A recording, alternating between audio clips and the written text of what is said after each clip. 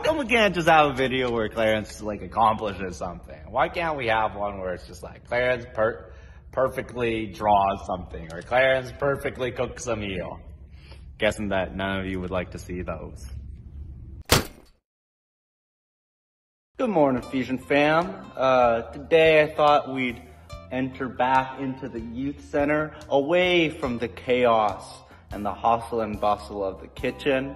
Don't want to step back in there anytime soon, so I stepped into the youth center because we're gonna do something a bit more relaxing today. We're gonna do some painting. Now, a lot of us at home right now are keeping occupied doing crafts and other things like that. I thought, you know, why not give it a try? I've never really painted before, and who better to guide me through the magic of the art form than old Bob Ross himself. For those of you who don't know who Bob Ross is, and if you don't, thanks for making me feel old. Bob Ross was this guy who was on TV. He had a show, it's called The Joy of Painting, and he just painted all these natural landscapes all the time, and people on the internet really love him. He has a soothing voice. He was always so kind in his explanations of all his paintings, said there's no such thing as mistakes. We're gonna commit a few mistakes though today, Mr. Ross. We're gonna make some mistakes. So Bob Ross's YouTube channel has just like dozens and dozens of videos of him painting like mountains and trees and clouds and whatever.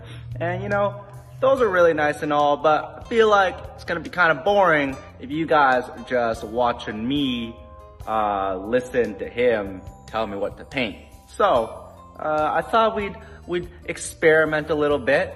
I'm gonna watch through this video exactly once and then recreate the painting from memory. Now you're probably thinking, Clarence, that's impossible. You're a crazy person. You're not gonna be able to recreate that painting from memory. You're probably right. You're probably also wondering, Clarence, what's this gross mustache doing on your face? Looks like a soup strainer. Well, I'll tell you. Look at all the great painters. Bob Ross, Leonardo da Vinci, Vincent van Gogh. What do all of them have in common? Beautiful facial hair. And today I'm just a disciple of these great painters. But, you know, there's room for improvement. Welcome to the artist studio. We got our Bob Ross stand here. We got my painter's easel. Little paper underneath to catch any drippage. That's where my paint's gonna be. Got my bin full of paints. And then a little stand for me to place my phone on. Now I will say that Bob Ross, usually at the very beginning of all his videos, he'll like list all the different color names that he'll be using throughout the whole thing. I'm not gonna memorize the colors. So at the very beginning, I'm just gonna write down all the colors that I need. And then when it comes down to the actual painting, I'll only watch that once and then recreate it. We got here all the colors that Mr. Bob Ross said we need. Got some seemingly basic ones like bright red, midnight black. I'm assuming that's just black. But then we got like weird ones like phthalo blue or Azkaban crimson. What the heck are those? See, this is why painting's hard, guys. Like, nobody knows what these colors mean. You go into your Crayola box, it says forest green. I know what color a forest is. It says peacock blue. I know what color a peacock is. What the heck is a cadmium? All right, let's see what we have. Looking through here, it doesn't actually look like there's that many colors. We got red, blue, green, and yellow, purple. Some basic colors, not a lot of variety, so we'll see what we can do. Let's just say that titanium white is just normal white paint. Let's say phthalo blue is just blue. Prussian blue, that sounds like it would be a darker color, so let's hope that that's a darker blue. Midnight black, just black. Dark sienna, I got no idea what dark sienna means, but maybe it's like this weird brownish black, who knows? Van Dyke brown, we don't have brown, we're gonna have to figure that one out. So we got all the colors that we supposedly need. They're actually probably not at all what the colors actually are that we need, but you know, we're just gonna go ahead, we're gonna improvise, we're gonna adapt, we're gonna overcome. That's what art is, guys. I'm gonna get busy with watching this here Bob Ross video, and then I'll get right to painting.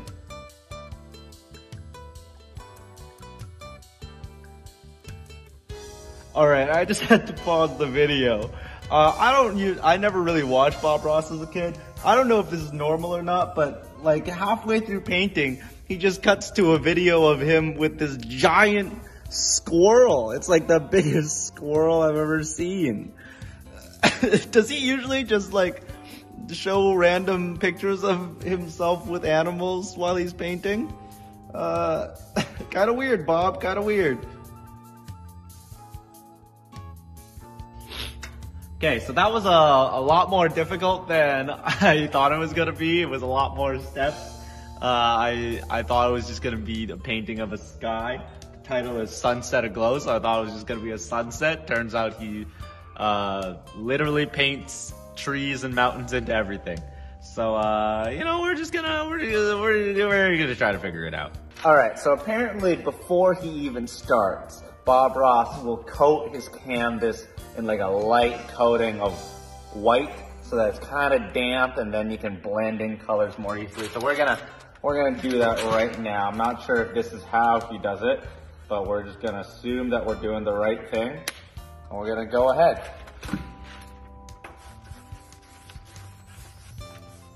Okay, now we got all this white on there. You can't see it because it's white.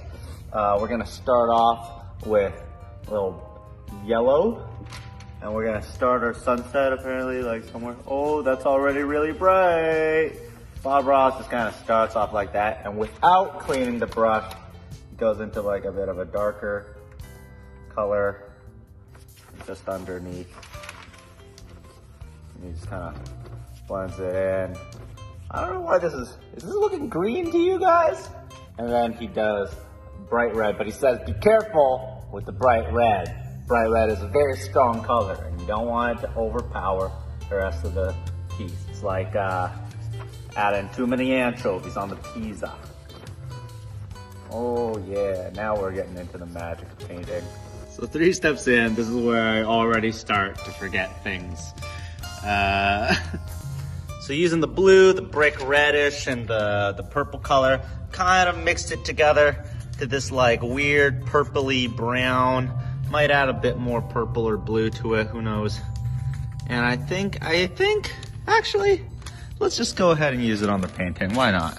All right, so he like goes up into the sky and, all right, that ain't bad. Oh, we're painting. So I think that's as good as we're gonna get on the initial sunset blending. We're gonna try to fix this using some happy little clouds. We're gonna take the white and mix it with a little bit of that sky color. And we're gonna just add. Oh no. That's not very good. Bob Ross says just to blend it in with the brush and hopefully it'll suit the background. I mean, kind of. It still looks like 2 completely different paintings. Now what I'm gonna do is I'm just gonna go back and add a couple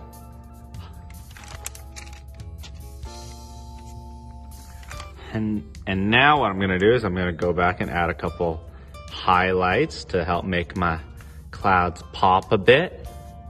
They're not it just looks like I'm giving my clouds leprosy. Now, I also remember that Bob Ross added like a little dark cloud right here. He said, you know, you gotta embrace the darkness sometimes. I don't know if I agree, Bob Ross, but I'm just following instructions right now. Boom, dark little cloud done. Little ominous sense of rain in this gorgeous, this beautiful sunset scape. Also, Bob Ross does this really fun thing whenever he needs to dry the brush, where he just goes. So much fun. It's definitely the best part of all of this. All right, we're gonna try to put some mountains up in here. Now what Bob Ross did is he took a little painter's knife and he like scooped up some paint and like plopped it on and like blended it in.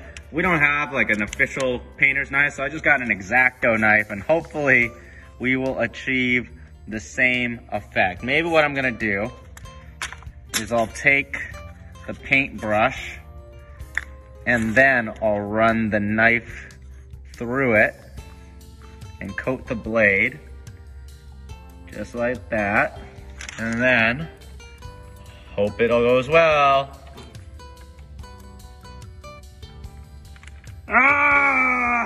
Okay, so after a couple tries, that's the best we could do. So we're just gonna try to blend it in now. Oh yeah, see? That's a mountain. That's kind of a mountain. There's no such thing as mistakes, guys, except for maybe that little splotch up there. I don't know how I'm gonna fix that. Second mountain, we added a bit more black to the mix so that it's darker. And we put on a fat glob. It's dripping off this time, so hopefully it'll work better. Oh no! All right, everybody, just ignore that spot. We're gonna go over that in post. Hopefully with a fatter glob, it'll work better this time.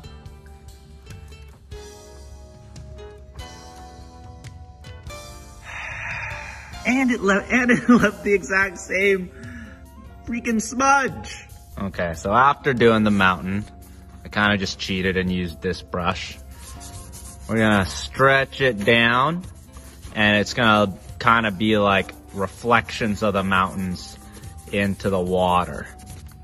And what we're gonna do to create a water line is gonna take a thinner brush and create like tiny lines of white across. Actually, this is wet right now. Oh, we're hacking the system now. Yeah, looks like water now. We're going swimming. All right, now the time has arrived for the star of the show to make some happy little trees. The thing is that, Bob, I know that you picked like this weird combination of colors. You used like dark brown, some green, some yellows, and you mixed it all together to create like this darker color.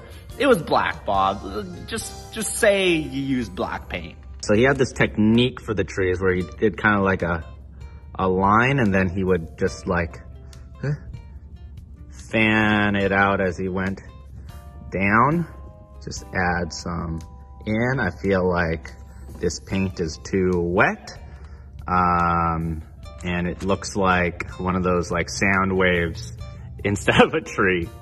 He did like a big honking one on the side here. So we're just gonna blah, blah, blah, blah, blah, blah, blah, blah, blah, blah, blah, blah, blah. Weird small ones in the back that are like kind of covered up. And he said like, he like filled in these spaces and he was just like, let's just add a bush. And he just went crazy. And I'm like, that doesn't look like a bush, Bob. But you know,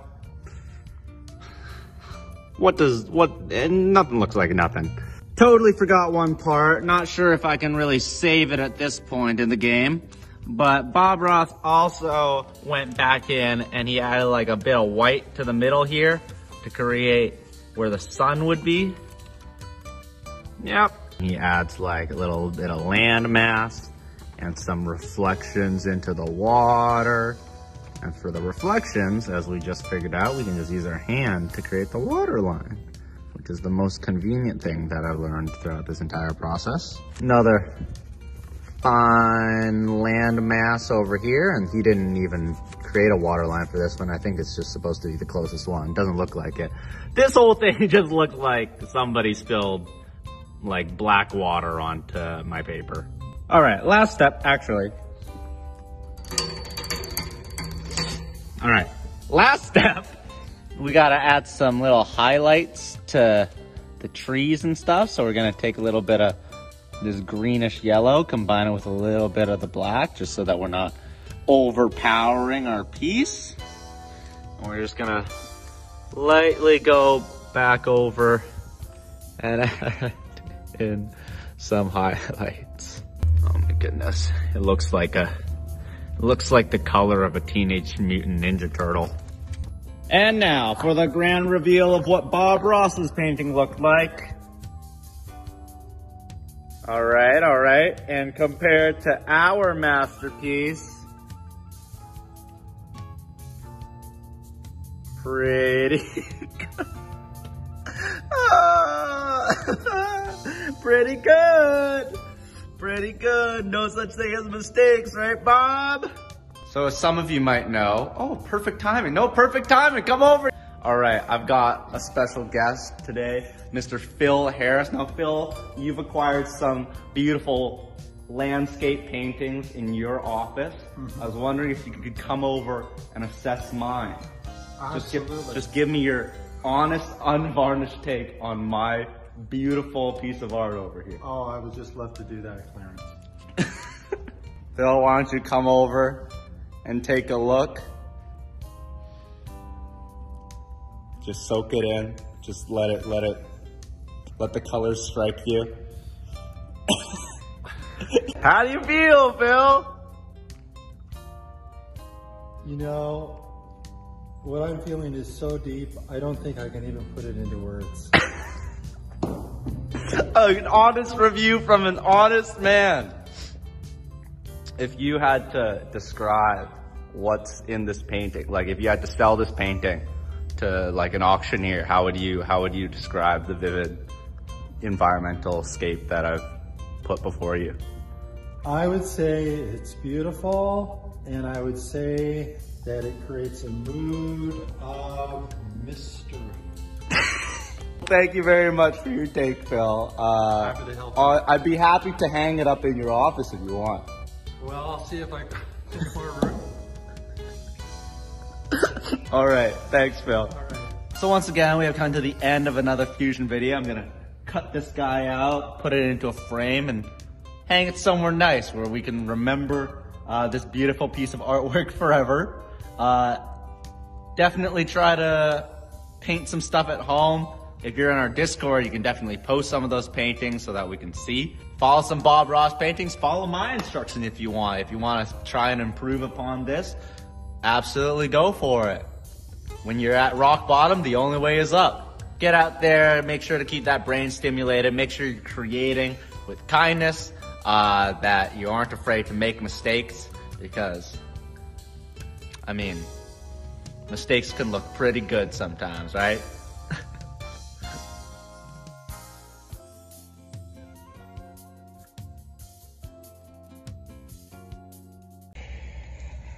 All right, let's do this. Let's put a nice dark cloud in here. That contrast it'll sparkle. It'll absolutely sparkle. There. Maybe we'll put a wild sheep on this one. Sparkle, sparkle, sparkle!